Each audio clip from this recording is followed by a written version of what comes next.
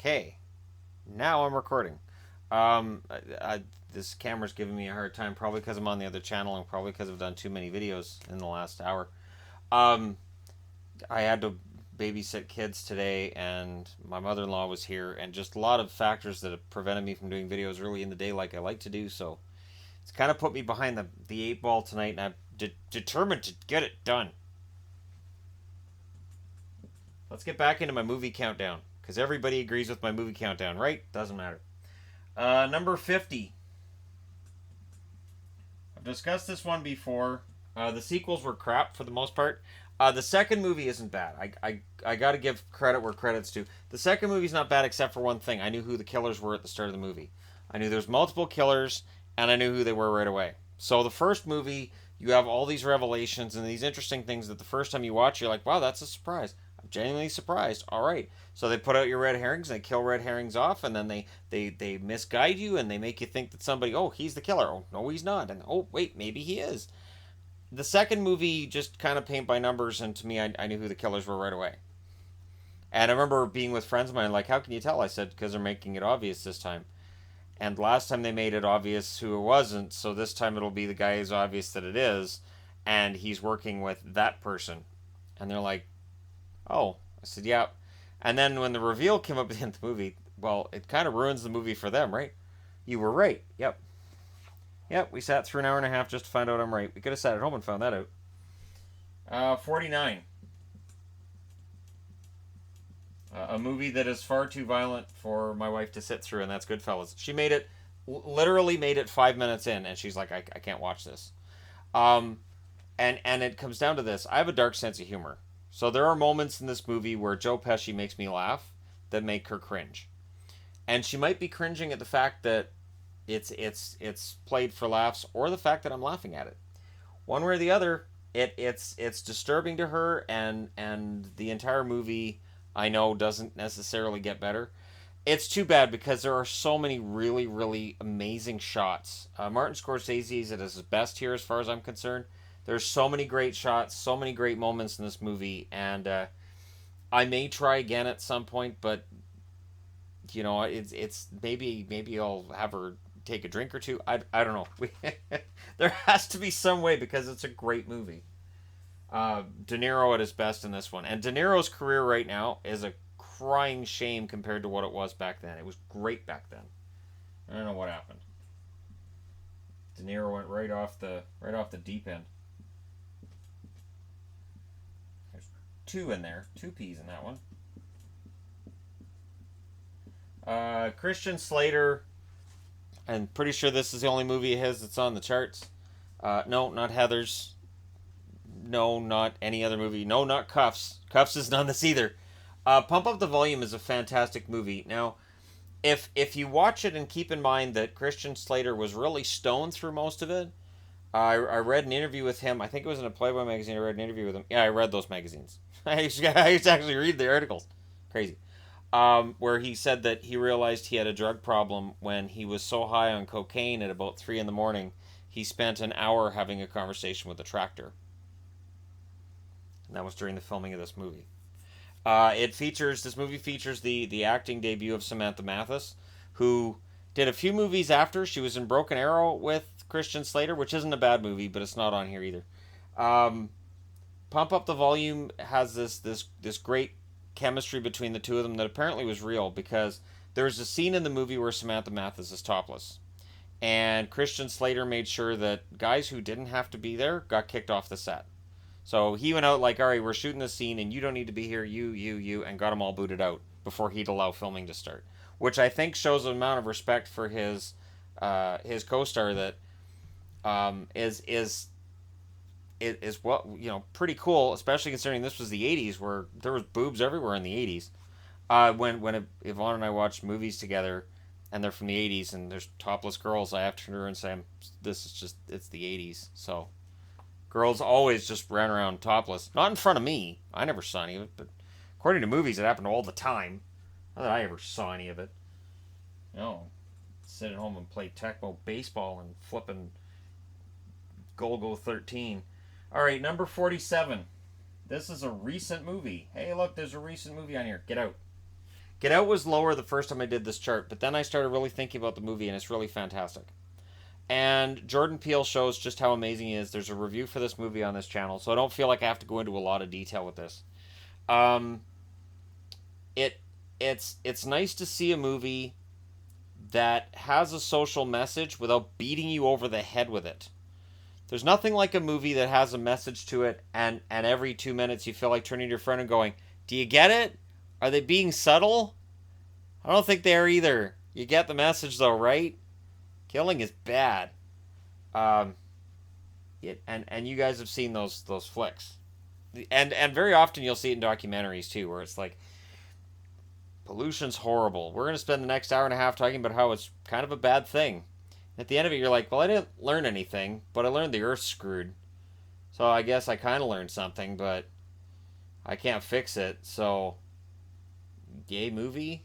I don't know. Get Out doesn't get into that.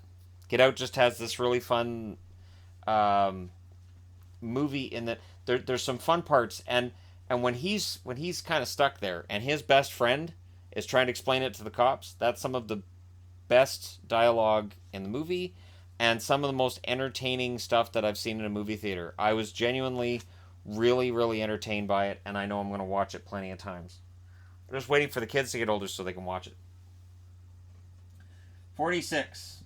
I'm going to go with the original on this one, Clerks.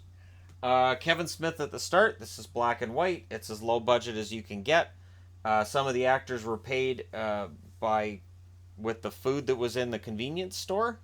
So it's a real convenience store, and when you see Randall walking around in there, snack cake and picking up stuff and eating it, he's probably genuinely hungry because that's how they got paid. And it's a labor of love, and it shows. There's some uneven acting in this movie. There's some really cringeworthy acting in a couple of parts. I thought the actress that played Caitlin, she's cute, but I thought some of the acting was kind of iffy, and there's some lines that are delivered by Dante that seem really forced. There's some lines that are really, really clever, and they're delivered by the actors in such a way that you're like, oh, that's cringeworthy. Because not the line itself, but the way they delivered it. They might as well have a piece of paper in their hands. Oh, I was making a broad generalization. You're making a generalization about broads. There's stuff like that that's just because it's clever banter back and forth, and in most daily life you don't see that, and because these actors were inexperienced compared to most of the Hollywood actors, you can see it in parts, and yet that's part of the charm. And it's something that kind of gets lost in the movies that followed this one. But Clerks is a fantastic movie. If you haven't seen it, it's worth it. 45.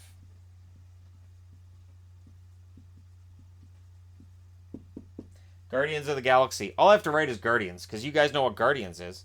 Guardians of the Galaxy came along at the perfect time. I was like, you know what? I think I'm done with the Marvel Universe. I kind of think I'm done.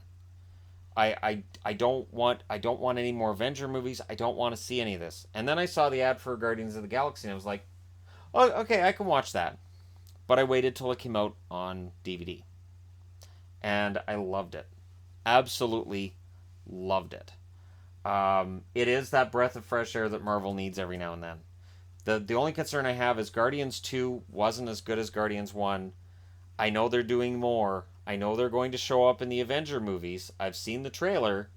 I'm concerned they'll overexpose the Guardians of the Galaxy, and that what's special about this group that makes them completely different could end up being lost, and they could just become just another part of the Marvel machine. Hey, I know they're part of the Marvel machine, but it doesn't feel that way when you watch the original Guardians movie.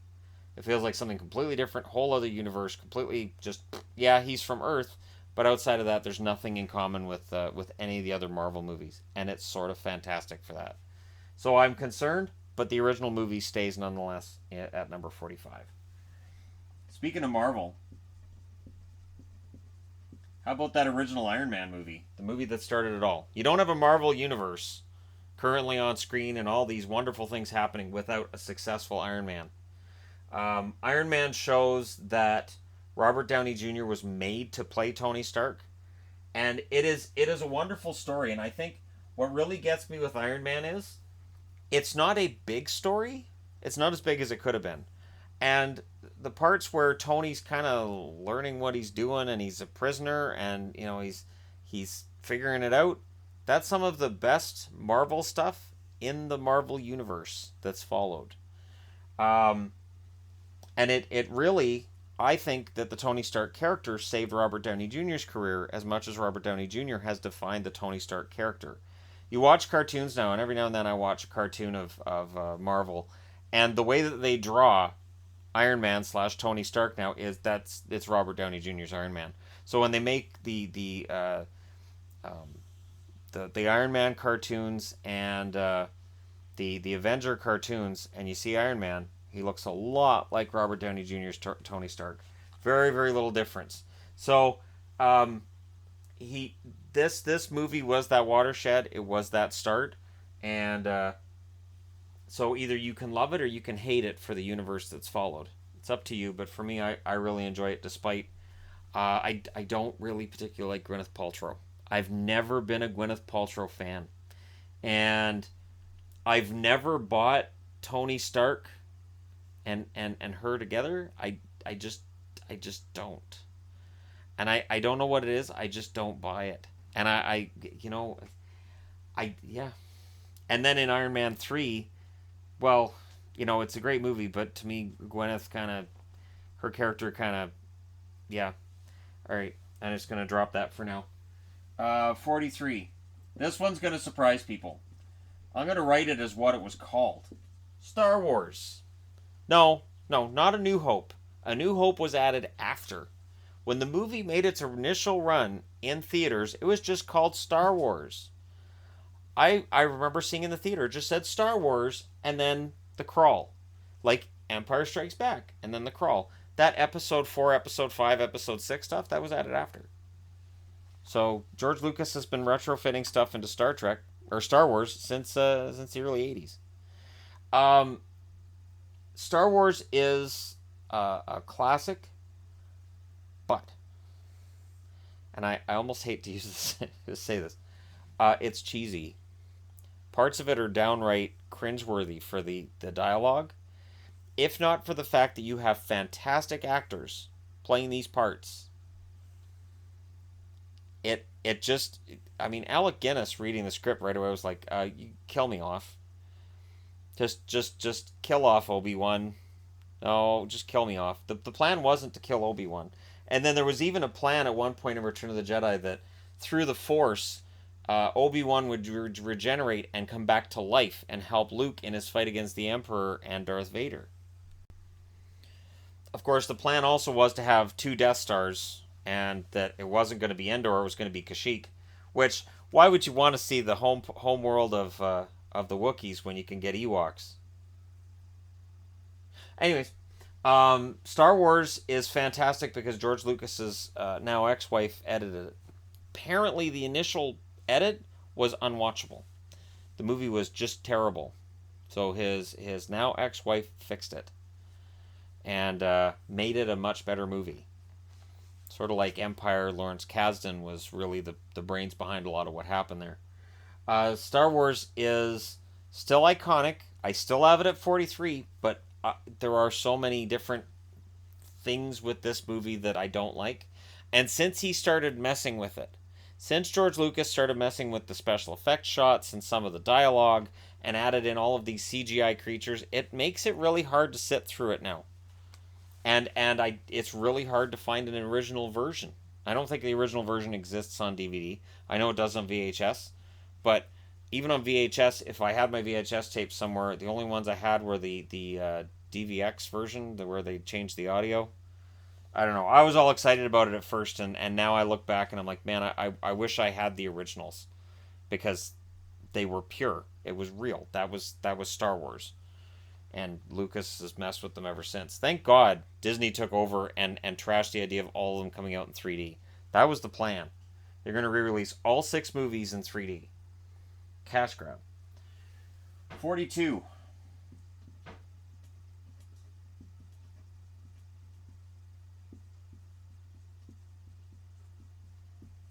We all know that the best vacation movie is Christmas Vacation. And we all know that it's not really close. Well, not everybody. I would imagine there are some who like Vacation almost as much. But Christmas Vacation perfectly exemplifies how Christmas turns out for most of us. Christmas is supposed to be this wonderful, fantastic, feel good time of year, and it's just not. For most of us, for many of us, it might be from year to year, but there's always that one year that everything turns to crap and you just want Christmas to be over. Christmas Vacation is a perfect movie for that. It's got some great moments. It's it's Chevy Chase being Chevy Chase, and mildly creepy in parts. It's funny. There was a video I came across. I just saw the title of it, and it was along the lines of how Clark Griswold really isn't a very nice guy in terms of as a dad or as a husband, and just how lousy he really is to his family, and how he's lucky they haven't figured it out because he's really kind of an ass. And Christmas Vacation's no different. He's he's got his wife at his side, who's played by lovely Beverly D'Angelo, very attractive woman, and his wife is fantastic to him. And there's never any hint in any of the movies that they have any problems in the bedroom. And yet he goes up to a counter and sees, let's admit it, a girl on a scale of 1 to 10 that would rate about a 15. And he starts hitting on her and talking about, oh, my wife's dead, And there's Rusty. And does he, oh, sorry, Rusty, no, I'm sorry, I shouldn't be talking about your mother like that. Did you hear that? I'm sorry. Nah, he's just, you don't see the line, do you, Russ? It really shows just what a cad and how horrible he is, really. And his wife puts up with it. And then in Vegas Vacation, she almost doesn't, and almost runs off on him, and then she doesn't because it's a vacation movie, so the happy ending's got to get tacked on, and the kids have to change roles. The only funny line in the entire Vegas Vacation movie, and it's just awful, I don't recommend it, is the kids have changed so much I don't know that I know who they are anymore. It's something along those lines. It's the only line that's good in the entire movie because the actors are completely different. The daughter was kind of young and scrawny and pretty girl in the first one. And the second one they make her overweight because you got to do fat jokes. And then in the third movie it's Juliette Lewis, and then in the fourth movie they pick some absolutely gorgeous older girl that just gorgeous, and it doesn't make any. There's no continuity. So just stick with Christmas Vacation. That's all I've done over the last little while because the rest of them don't age well. And European Vacation doesn't age well at all. Just throwing that out there. 41. We're going to end on this one for this part of the video goodness. I don't think I have to explain that I'm rating up the original and not the remake with that Haley or a guy, Jackie Earl Haley. The remake is just awful. Freddy Krueger is a scary character. Nightmare on Elm Street portrays him as scary. But while he hurt kids, he killed kids, and that's pretty much the worst thing you can do in this world, they don't really make him overly creepy. In the remake, they make him extremely creepy. And the relationship between Nancy and Freddy is disturbing and wrong. Heather Langenkamp as Nancy in Nightmare on Elm Street, I think the beauty of it is this. Early on in the movie, you get to know a character. You're like, okay, this is the heroine. We're going to be following her throughout the movie, and she's dead 20 minutes into the movie. And from there, it's kind of chaos because you're kind of following Nancy, yes, but there's other storylines going on, and while Nancy's the central character, she doesn't feel as central as Tina had. And I always thought that was brilliant. The first time I watched the movie, I'm like, all right, so it's going to be about Tina and all her friends are going to... Wait, Tina's dead? Holy crap. Oh, okay. And, it was shocking the first time I watched it. So, full marks to Wes Craven for that. He did a fantastic job. Nightmare on Elm Street is a masterpiece. Because it's a horror movie, it's not eligible for any kind of awards, and you're not allowed to say good things about it. It has to get bad reviews, and people have to talk about how bad it is. Even though the acting's pretty good, the special effects are good, the story's good, it doesn't overstay its welcome, and for a low-budget movie, and it was low budget at the time, it did pretty well for itself. And it kept Freddy as genuinely creepy. He does the wisecracking part, but he never loses being scary. And in later movies, the being scary part was kind of forgotten in favor of the wisecracks. But, again, He didn't have that same creepy vibe that he does in the remake. I don't recommend the remake to anybody. I think I still own it. I'm not sure. I may have thrown it out when I moved here. If I still have it, I may set it on fire at some point. See if that makes that abomination disappear, but I know there'll be other copies somewhere. But again, this is still a classic, and I can recommend it to anybody watching this video if you haven't seen it before. Because even though Yvonne's not a big horror movie fan, she did give this movie, I think she gave it a 6 out of 10. Any movie of mine gets a 6 out of 10 from her. Her movies all get 9s. But this one, I think she gave it a 6. So I think I might have talked her into a 7, but I'm pretty sure initially it was a 6. But it's not a bad flick. It's a very good movie. And I know that's going to kind of trigger people that have Elm Street above Star Wars, but if I had to choose one right now to watch from start to finish, I'm probably going to pick Nightmare on Elm Street. Sorry for kicking the stand. Anyways, thank you guys for watching. Hit like and subscribe if you're browsing your way through, and I'll talk to you again soon.